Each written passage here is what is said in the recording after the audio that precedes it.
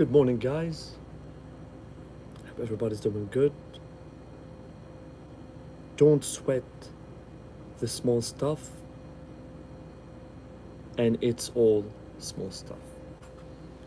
So, when we don't sweat the small stuff and we give a lot of attention and we overthink it, then it all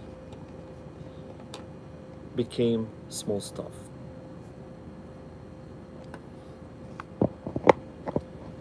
You can change your life by changing your attitude.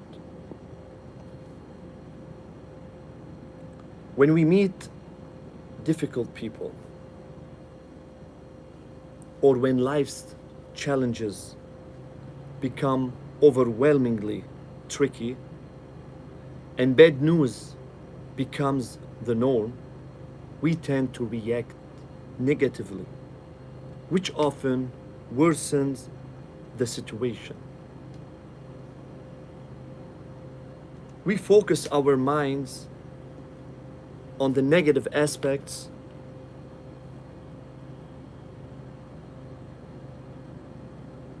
of life and end up overreacting. However, our overreaction affects us more than it does others. Blowing things out of proportion when we end up frustrated and often reject what we want in the first place. We lose sight of the bigger picture when we don't try to get a situation under control.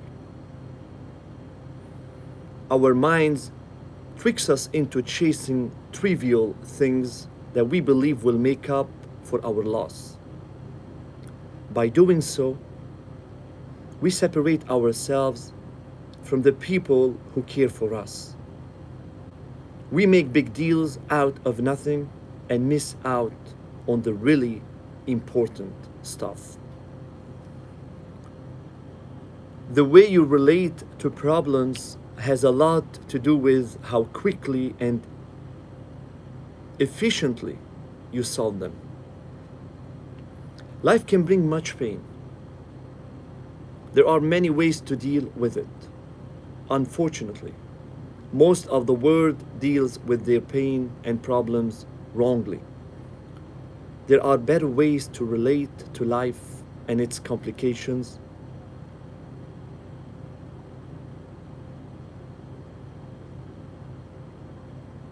Let's talk about a method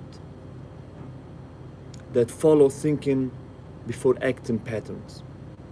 The sooner you catch yourself in the act of building your mental snowball, the easier it is to stop. The strategies discussed here may seem unconventional. However, they will make your life better. Each of them is simple and powerful. Treat them as a navigational guide to changing your habits and reactions to petty things. Doing this will help you feel more relaxed and satisfied. Do not underestimate the power of changing habits, though. You can apply these strategies to more significant challenges. Did you know when you don't sweat the small stuff, your life won't be perfect, but you will learn to accept what it has to offer with far less resistance. When you concentrate on the hardships, you lose touch with the magic of life. Most of the stuff that has us worked up doesn't usually deserve our time and attention. In reality, there are minor issues, but somehow we manage to blow them out of proportion. For instance, consider an overtaking that takes place in a traffic jam. Often, you will witness massive confrontations in response to such a simple occurrence. If you ever witnessed such situations, you might wonder why anyone would go through all that stress to prove a point. It's all because we have lost touch with compassion. If we were compassionate toward each other and try to understand the possible problems others may be going through, this type of confrontation would not happen so often. For instance, one might overtake in a traffic jam because one is late for an important presentation or just received news from the hospital. Stop focusing on little concerns and problems and don't blow them way out of proportion. In the pursuit of perfection, people often mess up their inner peace. To understand the relationship between ideal and inner peace, you can view them as factors opposite to a balanced beam. The more perfect you become, the less your inner tranquility.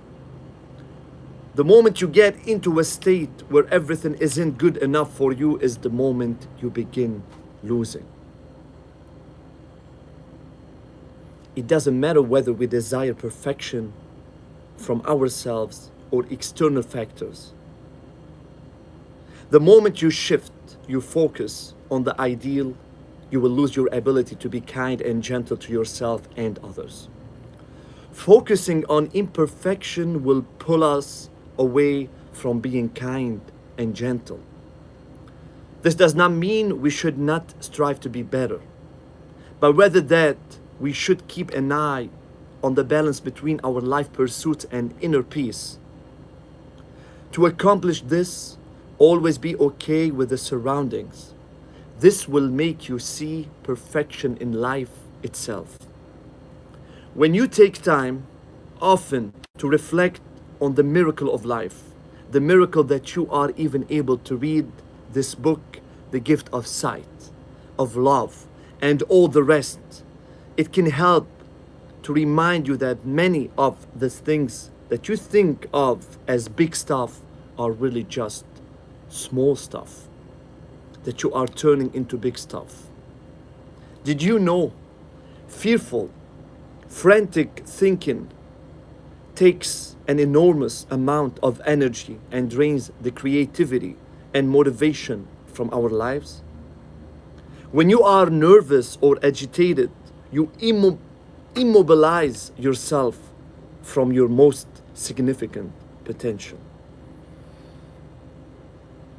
You know, sometimes when you think about something before you go to bed, something that bothers you, that happened to you throughout the day, I should have done this, or I should not did say, I should have said this, why I didn't say it. You start like remembering things that happened to you through the day, and before you go to bed, you're thinking about it. Next day, finally you're gonna like be able to sleep. But the next day in the morning, you will wake up feeling exhausted and in a bad mood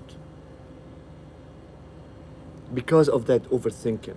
Remember that your life is meaningful. Compassion helps build our perspective.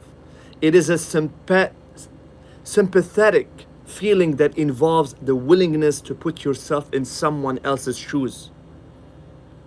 You take the focus of yourself.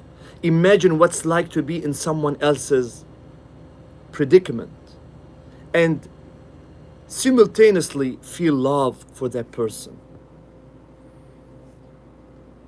Compassion means recognizing that other people's problems, pain, and frustrations are every bit as real as our own.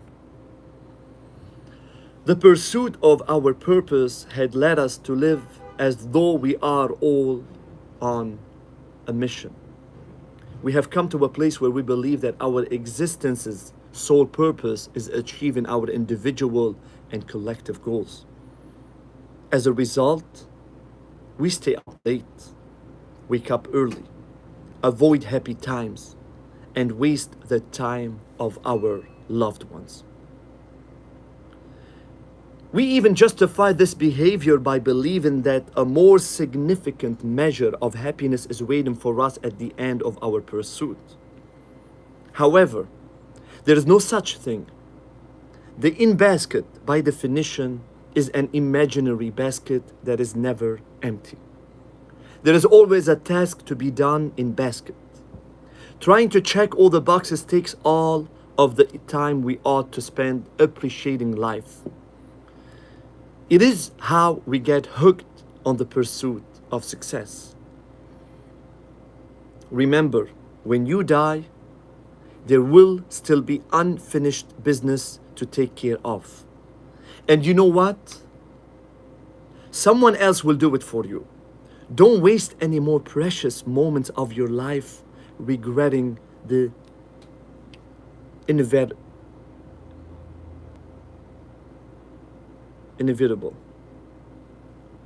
inevitable. Regretting the inevitable. Success is important, but there is nothing as crucial as a self-made sense of happiness, inner peace, and the joy of our loved ones.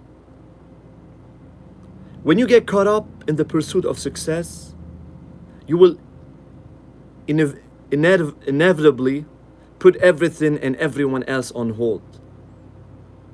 I always get I trip with this word for some reason. We are social beings that tend to do nice things for others. We share the stories of our acts of kindness with our friends, our relatives, secretly seeking their approval.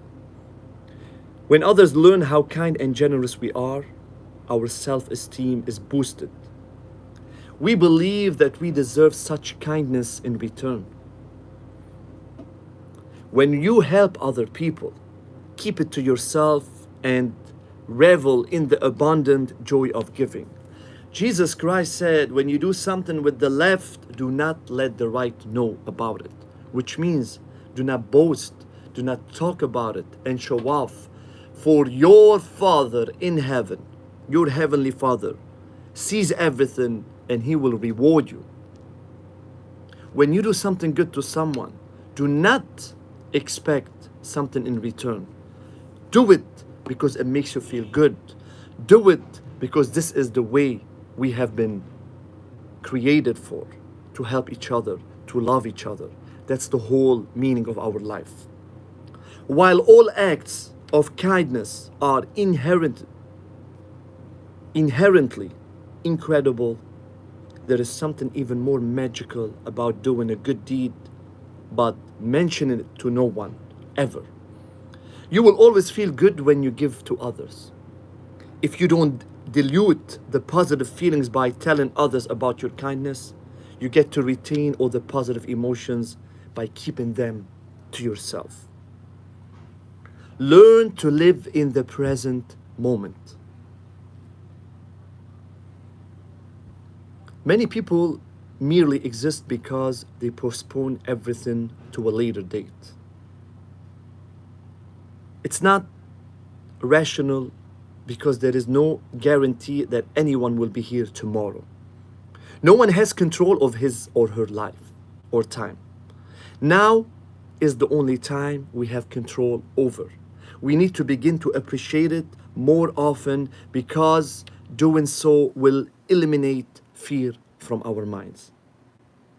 Fear is the concern over events that might happen in the future. We won't have enough money, our children will get into trouble, we will get old and die, whatever. Fear is the concern over events that might happen in the future. It didn't even happen yet. When we focus on the here and now rather than something that happened in the past or might happen in the future, you will reduce your fears. You can begin practicing today, in this moment. You will reap the benefits in due time. Don't worry about the future. Don't worry about the past that just happened. Worry about the now. Live in the present. Picture yourself in the lowest class possible. This will place you in a free state where you can practice something utterly unacceptable to you. Imagine that everyone around is more enlightened than you, that you're in the lowest class possible. It will build a sense of humility. When you're humble, you will begin to learn from others. For instance, the disrespectful waiter or the obnoxious driver will teach you patience.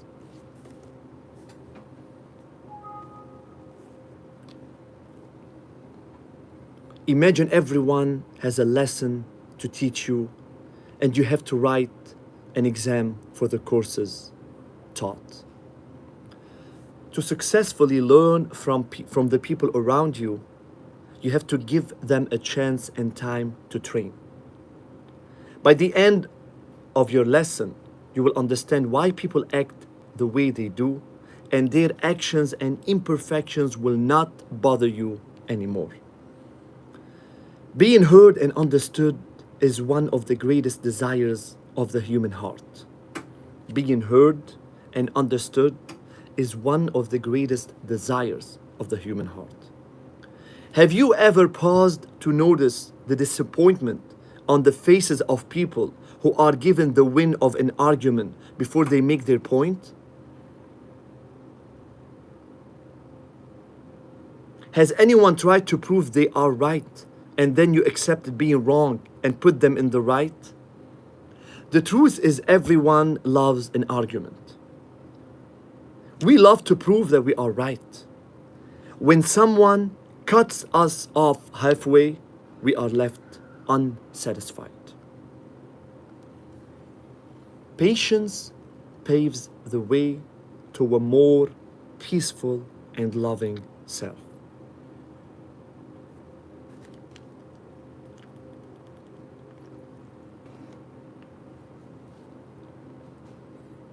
Patience is essential to our inner peace. As you become more patient, you will begin to understand and accept things the way they are. Patience requires a certain amount of courage. It is the acceptance of the present without making irrelevant complaints.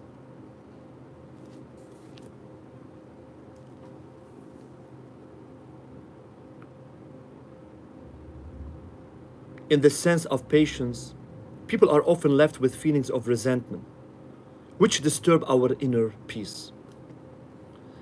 When this happens, we usually wait for the other party to reach out as a prerequisite for any form of reconciliation. Our faulted upbringing reinforces this strange behavior. When we stick to our anger, we turn small stuff into very big stuff in our minds. Breaking the habits we picked up while growing up is challenging but not impossible. When you find yourself holding a grudge against a friend, colleague, or relative, ask yourself the following questions. Would this matter a year from now? Is this situation as crucial as I am making out to be? Your sincere answers to these questions will show you how silly resentment can be. The events and arguments of today will most likely be irrelevant in a year. Life isn't fair. While many have accepted this fact, some are still insisting that it works the other way around. As a result, these people spend much time wallowing in guilt and pity for themselves and others. And they often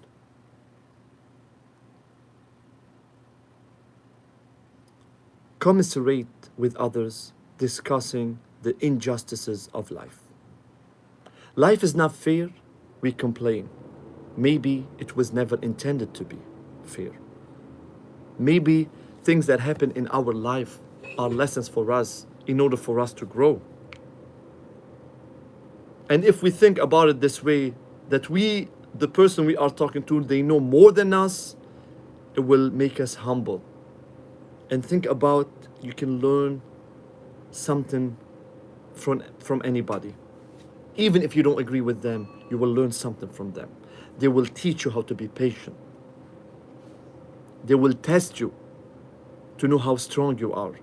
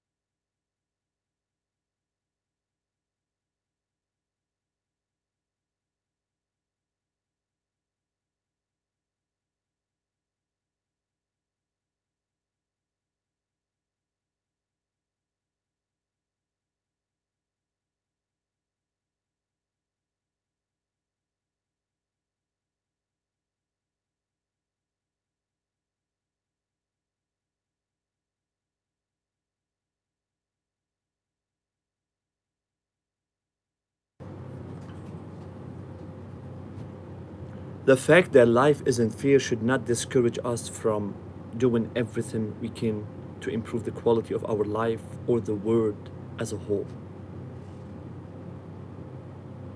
Instead, it suggests that we should.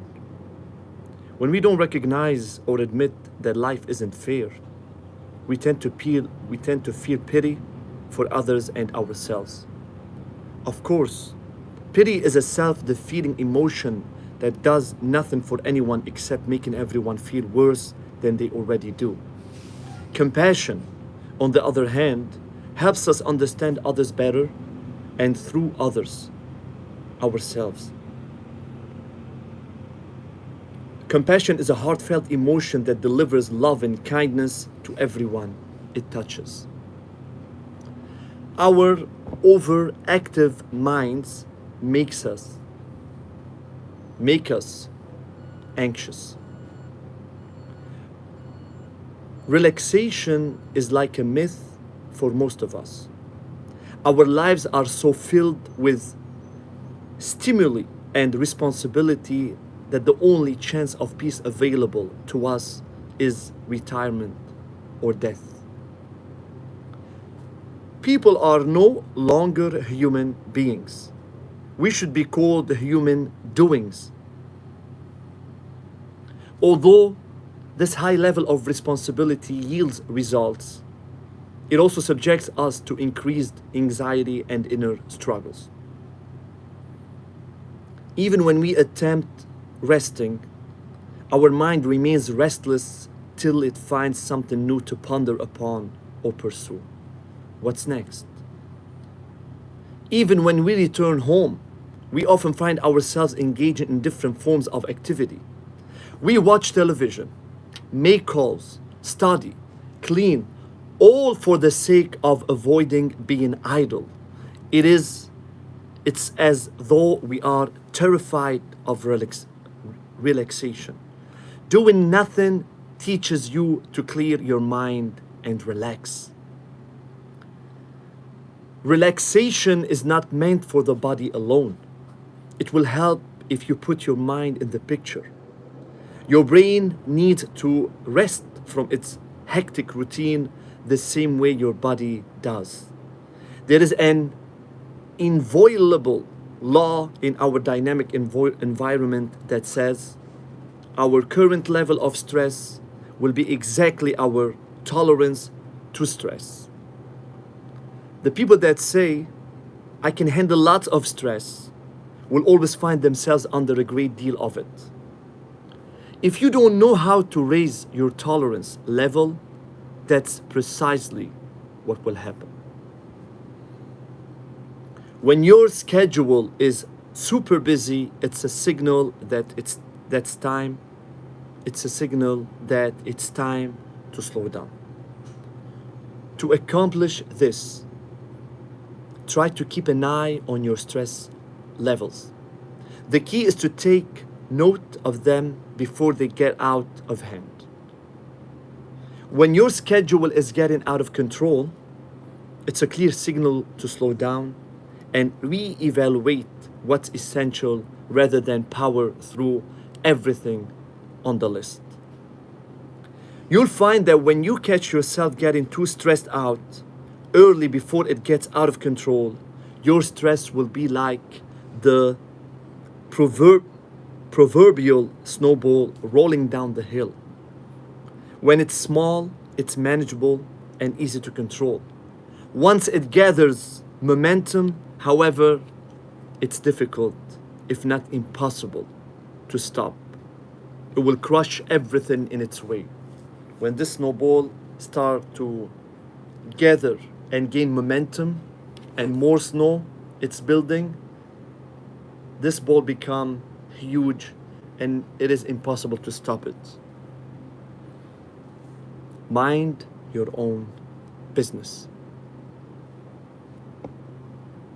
It's tough enough trying to create a life of serenity when your mental tendencies, habits, and problems get in the way.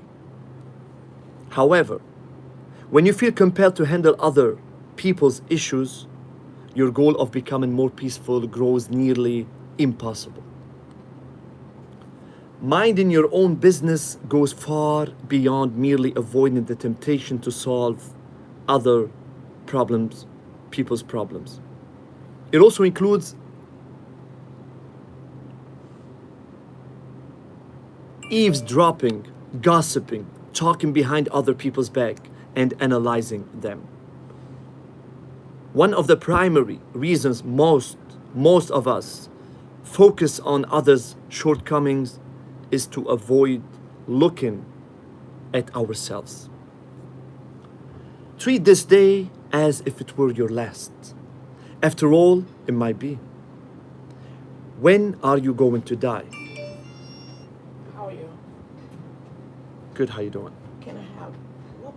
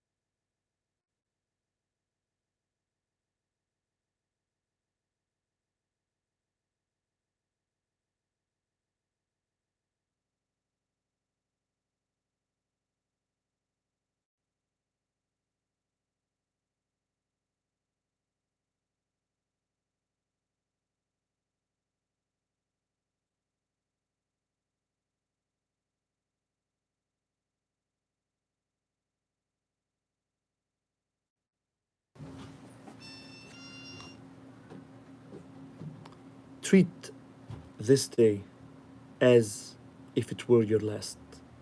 After all, it might be. When are you going to die? In 50 years? 20? 10? 5? Today? The truth is, none of us has any idea how long we have to live. Sadly, however, we act as if we're going to live forever. Live each day as if it were your last on this earth. This reminder is not to serve as a prescription to be reckless or abandon your responsibilities, but to remind you of how precious life is. Don't sweat the small stuff. Try this. Every day, try to find at least one good thing or person to thank. It will shift the focus from the negative stuff. Practice awareness. When something unwanted happens, try to track how you feel. Name the emotion you are experiencing. Try to figure out why you got triggered. Develop a new reaction to such a situation. It could be compassion for the person that hurt you in some way. Do a good deed and don't tell anyone about it. Once a week, write a letter to yourself or any other person in mind. Tell them about your significant things and how you felt about them. Reflect and analyze your behavior. If something you did makes you feel bad or ashamed, think about how you can do it differently in the future and be happy about it. Thank you guys very much. God bless you. What an amazing reading, to be honest. Me personally, I'm gonna read it again and listen to it again. And actually, I'm gonna save it so I can listen to it as an audio in my car. God bless you guys once again. Thank you for being here, everybody who's being here, whether it's live with me or watching the replay. Don't forget to share this because it's really helpful. Give it a like, subscribe to my channel, and I will see you later if God permits. Bye bye.